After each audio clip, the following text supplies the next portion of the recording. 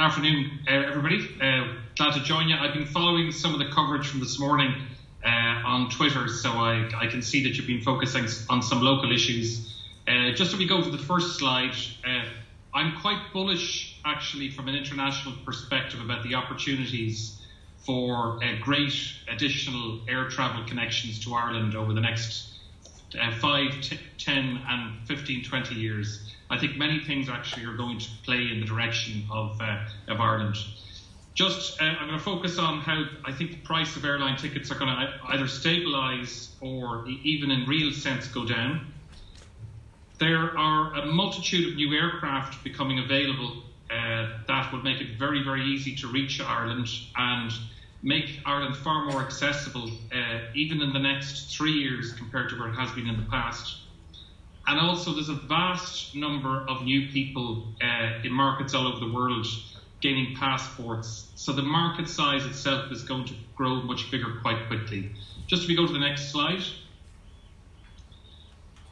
Some of the people that are going to make the difference for aviation in Ireland are not people you'd normally think are going to be in the place.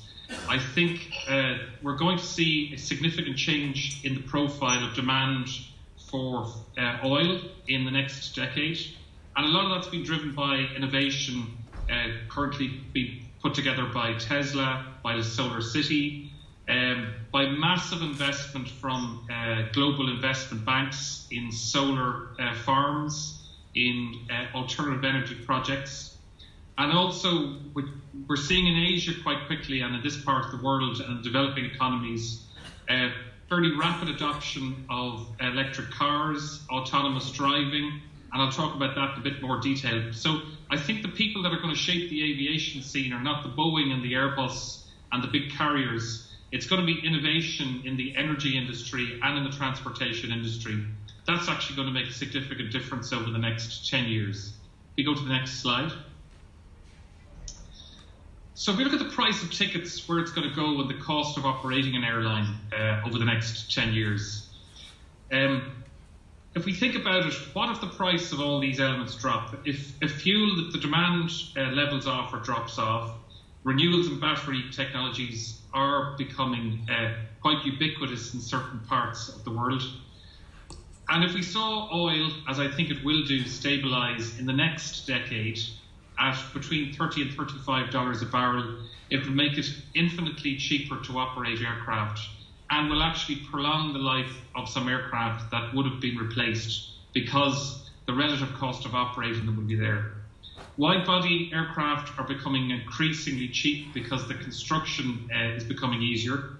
I also think we're going to see developments in long-haul travel where currently you often have to have 4 or 3 pilots on an aircraft. I think we'd see that reducing to 3 and 2.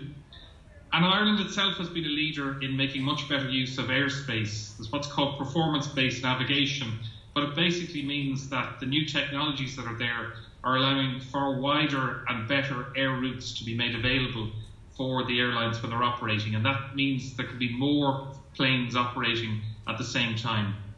We're also seeing new ways of maintenance around aviation, and that's going to, over time, reduce the costs as well for the airline. So all these things are going to either level off or reduce the costs for the airline. If we go to the next slide. And why do I think fuel is going to level off? You see it every day here in Asia, in China, right across Africa. We're seeing people skipping over the traditional fuel technologies and jumping straight to the renewable technologies. If we go back in history, pretty much all power from 1807 to the 1840s was provided by wood. We burned wood, we chopped down forests. Then we moved to coal around about the 1840s. And coal persisted for a long time until we saw mass significant production of oil in the late 1930s. And I think we are just getting close to that tipping point at the end of this decade and going into the next decade, where we start to see very meaningful amounts of energy being created by renewables. Primarily solar in most parts of the world, because the cost of the solar panels has dropped by 98% since 2008. And in Asia at the moment, it's cheaper to put a solar panel roof on a building than it is to put a traditional tile roof on. We're seeing for the first time ever in the current year that there's more gigawatts, there's double the number of new gigawatts of energy being produced globally this year by solar than there are by all other energy technologies. So this year, double the number of new generation is by solar. From China, which is going to be the largest demand for energy in the world, it is absolutely the sole focus of energy. And in fact, much of all economic development in China has been focused on developing solar energy and battery technologies. And the speed that this is happening is quite bewildering. Even in the space of the last 12 months, the availability in local stores all over China of very sophisticated battery storage technologies that plug into a solar panel on your roof, where you can basically store much of the energy you need for the whole evening and nighttime from what you generate off the roof. And the price of it is plummeting. And we're also seeing in certain countries that can't keep up with managing the energy development, such as South Australia, we're seeing they're moving quickly rather than going for other oil-based or coal-based. They're moving straight to batteries. I think what's going to happen is that we will see at the end of the century, we will see the amount of solar generation and other alternatives will start eating into the existing use of normal oil fuels, and the demand will weaken, and we'll see a levelling off on the prices. Next slide, please. And it's happening as we speak. I think that's the thing, and it's good news for airlines, because I think we're going to see, we've had a relatively stable oil environment for the last 2 years. It has spiked up as I expected it would do in the current winter period, and also we have some uncertainty in some of the traditional oil markets. But I also think this is going to lead to significant disruption in some of the traditional oil economies, where you will see the production of renewable energies will remove somewhat of the economic and the global power that they had relative to their energy supplies. You're seeing some of the car manufacturers saying they will phase out and stop producing traditional oil cars in the next 5 to 10 years. And you're also seeing mass adoption of the technology in construction in many parts of the world. Next slide, please. People talk about autonomous cars and cars that drive themselves, but also what we will see by 2025, practically all of the manufacturers have said that all cars they produce will have sensors that will effectively, even if you don't want the car to be autonomously driven, it will have the capability of doing it. And by default, many people may turn it on. That will make cars themselves more efficient, and the use of the solar energy to power the networks and also to charge the cars will result in a drop in fuel oil demand. We're seeing mass adoption in Asia. There's every day over here at the moment, in the space of 18 months, it's gone from 0 to over 150 million people every day use ride-sharing car services every day. So it's extremely easy to sign up to use the facility. It is somewhat regulated, and I've no doubt that we'd see this. So we're seeing in some cities in the very developed parts of the world over here, we're seeing a reduction by up to 20% in the number of cars on the road at peak times, because it's much cheaper just to hail via an app on your phone a ride share in a car.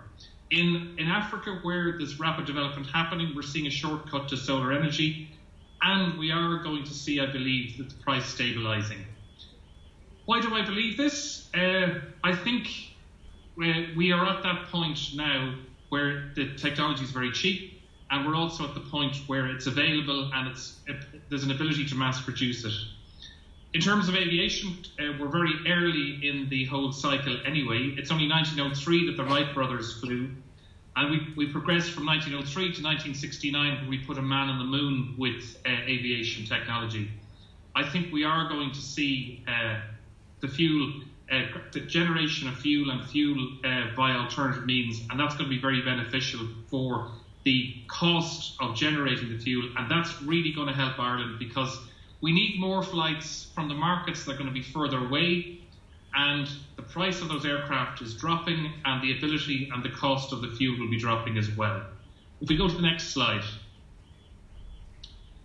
In terms of distribution costs for airlines, and I think generally for the travel industry, there is very rapid development in internet technologies. We are starting to see it much easier for airlines to manage the customers. There's artificial intelligence is already coming in chatbots. We're seeing predictive patterns appearing, and people are going to start getting very quickly personalized websites. So it will be much easier for people to book, and via your mobile device, it will probably guess where you want to go before you even know when you want to go there. Distribution costs are dropping for the carriers. I also think we would see in the next 5 years a global travel currency of some type being created. I don't know who it'll be. It'll probably be a company that isn't even in existence today. There's probably some kids working in some dorm in Stanford or Harvard right now coming up with it. But I think MasterCard and Visa and the other credit card companies will see much of their power replaced by a single blockchain payment technology where people will swap the virtual currency between themselves, bypassing the credit card charges and some of the banking that's already happening there. And some of these technologies are very, very rapidly progressing. Facebook didn't exist a number of years ago, and it was all on a laptop or on a PC, and now it's in the last month gone to 87% mobile. So this is going to make it much cheaper for the carriers to do it. Next slide, please. And the speed of the distribution technology change and the cost for the airlines of distributing the product has dropped very, very quickly. If you go from 2010, where the mobile internet didn't really exist, to 2010, where you could already get do all your bookings on the first iPhones, and you could produce your boarding cards, to where we are today, where you could literally make with some of the airlines a booking with 3 clicks on your mobile phone, and the whole thing is processed with great ease. Next slide, please. I think in the very short term, the most exciting thing for Ireland is there is an absolute revolution has taken place in the current year in the availability of extraordinarily cheap aircraft that can operate transatlantic flights. The cost of a plane to go transatlantic has dropped from $90 to $100 million just a year ago, to you can now buy Airbus A321 aircraft or Boeing 737 MAX aircraft in and around $40 million. Narrow-body planes can now go transatlantic, and it's happening as we speak. You can buy seats from Cork now to go to Providence, Rhode Island. That's one of the early services. The service is going out of Shannon as well in Dublin on narrow-body aircraft for $300. Those aircraft, the first of them were just produced in July. Norwegian was the second airline in the world to take delivery of these aircraft. But they're going to become ubiquitous, and it's going to be extraordinarily easy and very, very cheap for airlines on both sides of the transatlantic to operate to Ireland with these aircraft. And there is a very special, I think, opportunity for Ireland because the aircraft can't go currently much further than Ireland. So there's only a couple of airports in the UK that they could operate to, and they can't reach in generally into mainland Europe. So this is a great opportunity. I think you will see many carriers in North America who never would have considered operating to Ireland or transatlantic. They'll have these aircraft, they'll get good utilisation of the aircraft at a very, very low cost, and it could see a major expansion of transatlantic connectivity to the west coast of Ireland very, very quickly, actually. I think this could happen quite fast. Next slide. You see themselves, Aer Lingus, haven't missed out on this. Since they've been taken over by IAG, who are part of the same group as Iberia and British Airways, they've ordered 7 of these Airbus A321 neo aircraft. So it's rapidly reduced, almost halved the cost for them of getting an aircraft that could do transatlantic. I think you'd start seeing them doubling up on some services that only operate once a day at the moment to the eastern seaboard of the States. And it will dramatically reduce their operating costs and give them great flexibility to start new routes with much less risk, because the aircraft have fewer seats, but the operating costs can be up to half of where they were in the past. Again, it's going to be a unique opportunity for Ireland. Next slide. And Aer Lingus last year and this year have already expanded fairly significantly on the transatlantic, and you're seeing other carriers. But where it'll come in is these planes are getting delivered in big numbers in North America and into Europe, into Norwegian, who've got a subsidiary in Ireland, and some of the other carriers will start operating as well. And there's nothing to stop those aircraft operating to Cork, to Kerry, to Shannon, to Dublin, to Knock, and really having very minimal risk of profitability. If you go to the next slide. So Norwegian, as I say, Cork Providence, just checked the fares yesterday at $300 return. Some of these services will start up, some will be successful, some won't be successful. But the beauty of these aircraft is they will be able to move in and out of it, try things. If they don't work, move on and try something else. And there are many airports available on the east coast of America who are offering incredibly low charges for the airlines to start operating these routes. And this can only benefit the tourism economy right across the whole of Ireland. Next slide. Where the biggest growing markets, the two huge markets that will grow, and there are big spending tourists coming from there, is from mainland China, and mostly from the secondary and third size cities in mainland China. Many of those cities, they have 5, 6, 7 or 10 million people. So places you never have heard of: Chengdu, Chongqing, Tianjin, Shenzhen. People are just crying out to travel from these cities to Europe at the moment. Ireland currently has a poor connectivity to China. There is a new service starting with Cathay Pacific from Hong Kong, and that will significantly improve the overall connectivity. But the beauty for Ireland is that I've had direct feedback. I've spent a lot of time in that marketplace. They absolutely love coming to Ireland, and they particularly love coming to the west of Ireland. And boy, do they spend a huge amount of money when they come here. They travel with a lot of disposable income generally at hand, and particularly they're looking for the better class of hotel product, and they're big spenders on the retail scene when they get here as well. We're seeing lower costs and much higher production now of the Boeing 787 aircraft. That aircraft will be able to reach practically anywhere in mainland China or India, direct into Dublin or to Shannon. And I do believe there's an extremely successful aviation marketing team at Dublin Airport that I believe they will secure more services with the help of Fáilte Ireland and the government over the next couple of years. And that would be very significant for the country.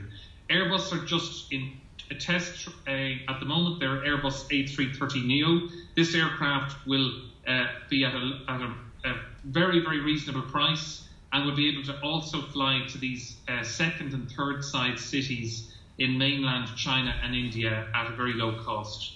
And that's going to bring Ireland in reach of places where in the past the aircraft didn't have the legs, they didn't have the endurance, they didn't have the distance to reach Ireland, or the aircraft that could do it were far too big and far too expensive.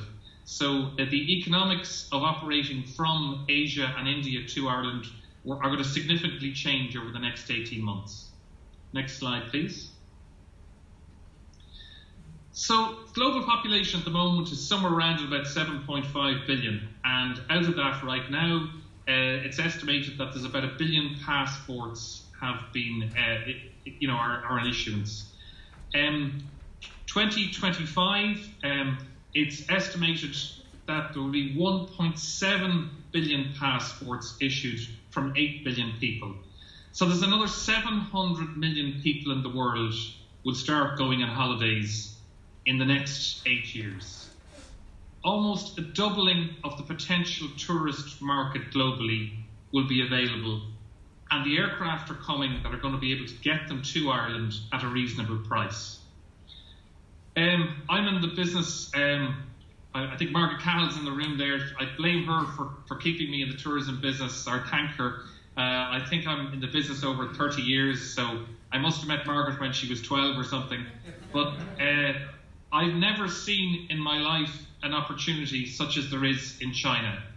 They are adding on at the moment new passports in China, up to 25 million passports a year. And they are just crying out to travel. And they have the money to travel, and they have the interest to travel, and the government is telling them to travel. It's almost an instruction that they have to travel. I believe that the issuing of passports will rapidly accelerate over there as well, because in some states in China, they have a government target that they have to reach with passport issuance, and they're going to make it mandatory that you will have to have a passport to get your car tax and car insurance. In many of these countries, they're wide open to visiting China all over. They're wide open to visiting Ireland or anywhere else. And Ireland is a very attractive place to go on a multi-stop itinerary of Europe. But the government over there in Ireland is going to have to invest significant resources in developing that market, and they're going to have to find ways to pump prime the first couple of airlines to operate services. From my personal experience over here, the Chinese authorities tend to be extraordinarily cooperative once the groundwork is done, and they can move very quickly to support such services because it's in their interests to develop new food markets as well as tourism markets. So while they are happy to see their people going over visiting the foreign countries, they also need vast imports of meat, dairy products, and of other produce that's available in Ireland. And I think that's going to be an interesting proposition. In China, they've never heard of global distribution systems or Apex tickets. They're willing to break the mold of any old way that people ran the travel business, and they're wide open to doing business. And they can decide to do huge deals at very, very short notice.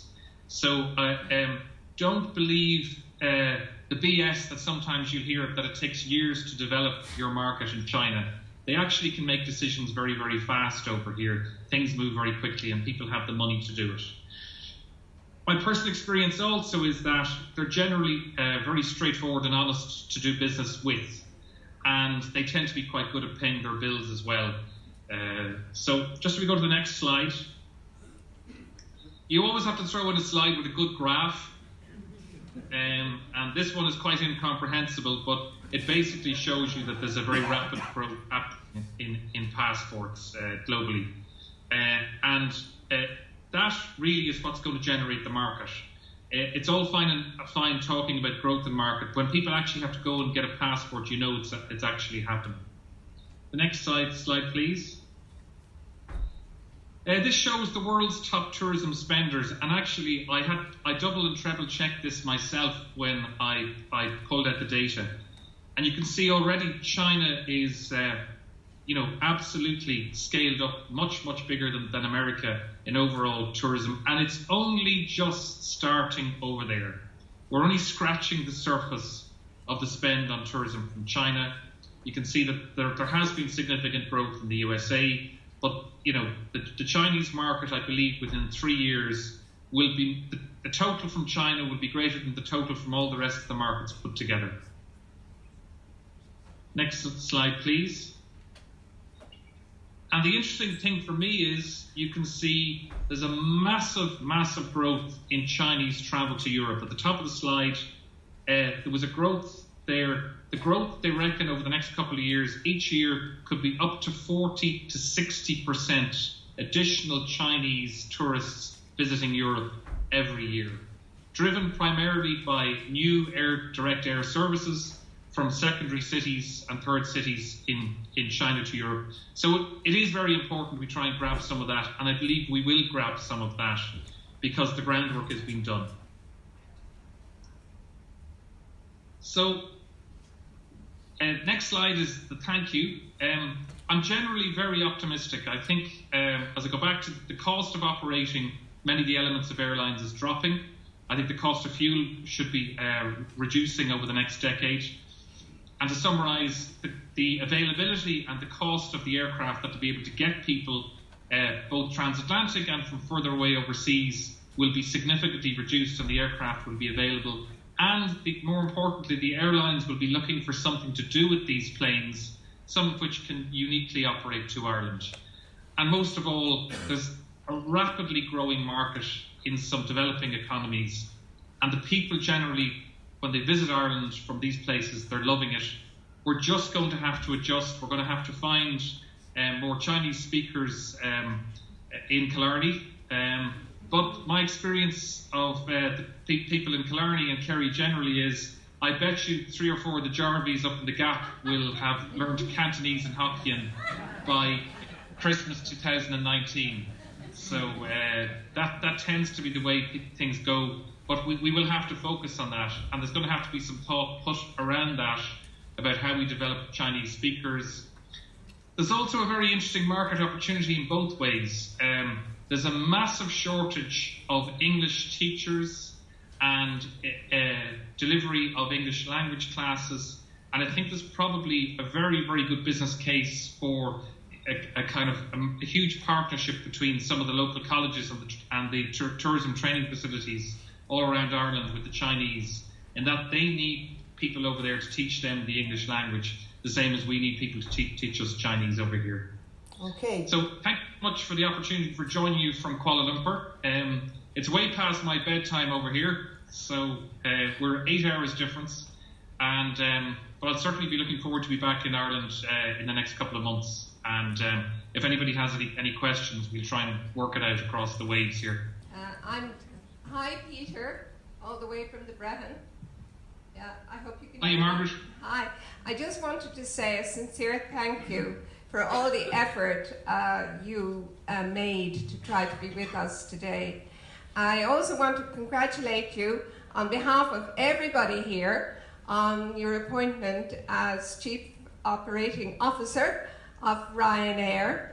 And I wonder if you have anything you want to tell us about what you think your future career in Ryanair, what you're going to do. Are you going to solve all the problems? Are you going to lower the fares? Are we able to bring one bag rather than 2? Or are you going to be nice to us is really what we want to know. And thanks again. Margaret, you know me 30 years. You know I always try to be nice. And actually, I think Ryanair is probably it's one of the country's greatest success stories of all time. And I worked there for a number of years. I was very proud to work there. I think there's some growth challenges, and I think they can be solved. I think I can help solve that. But probably it's just a matter of bringing together a great team and putting a great team in place. I think what we're going to try and do over the next couple of years is build something that will be very sustainable for the very long term. So there's nothing to stop Ryanair going up, 500, 600 aircraft and being, if not the largest airline in the world, one of them. So we just need to put in place some building blocks around that. And actually, I don't think it's that complicated in a way. It's just doing some of the simple things well, day in, day out, and maybe bringing a bit of calmness to things. So but I'm certainly looking forward to it. Okay. It'll be very difficult, I've no doubt about that, as it has been very challenging here in Malaysia Airlines. But sometimes in life it's good to do the difficult things. Peter, a quick question to you here from Olivia O'Leary. Is Ryanair going to start flying transatlantic? I don't think so, no. I think but I wouldn't speak for Michael on that, but I don't think so. I think the market in Europe is quite enormous, and if you think about where Ryanair flies, they go from Norway down to the furthest, the Canary Islands, to Morocco, over into Israel, right the way up through the Eastern European. And some of these countries are still developing. Ryanair has a very small footprint at the moment in France. It's growing in Germany. So there's plenty of opportunity for Ryanair, I think, to grow right throughout Europe over the next number of years. And you are seeing a lot more people with disposable income who it's almost sometimes it's cheap to fly with Ryanair, I guess, as it is to go out and buy a pizza and go to the movies. So I think there's plenty of growth opportunity in Europe. Okay, and just a last question before we let you go, because I know it's past your bedtime. But you were talking about our having to get ready and to be ready for an influx of Chinese tourists. Speaking Chinese is one of the things you talked about. But they're great shoppers. In terms of providing that sort of retail experience that they want, what do we have to do? You have to have Chinese language speakers. You have to have some Chinese natives. If you go into Weir's on Grafton Street, almost all of the staff in Weir's now are first or second generation Chinese, speaking not only Cantonese, they speak Hokkien, they speak a number of Mandarin, they speak a number of the other dialects. You have to have the language skills. You also have to have a little bit of a chilled out view in it. The culture is different. The way they like to travel in big groups, and some of the ways that you have to manage the food for them and deal with them. They will generally meet you halfway, but anybody who makes the extra special effort to try and give them what they want, no different than when Irish people first started going to Spain 30 years ago, they were quite happy to see Irish bars or English bars. You know, if anybody makes half an effort at all to give them the food, because the Chinese food that people eat in China is nothing to do with the Chinese food that you will get in the takeaway in Killarney. You know, it's actually quite plainer and simpler. In fact, a lot of the food that you would need to produce for people visiting from China is very plain and simple and straightforward food that any kitchen in Corry could produce with just a day's or 2 days teaching. But it's just a matter of coming on board. But I have never ever seen an opportunity like it, and they absolutely love coming to Ireland, and particularly the west of Ireland, because it harks back to something that they feel in their own world that they've lost, is that sense of maybe rural community and a little bit of isolation and a little bit of romance around the wildness and the sea and the mountains. And they will pay a lot of money to experience that. Okay. Peter, that was an absolutely brilliant presentation, and it was a real joy to have you. Thank you so much. Thank you.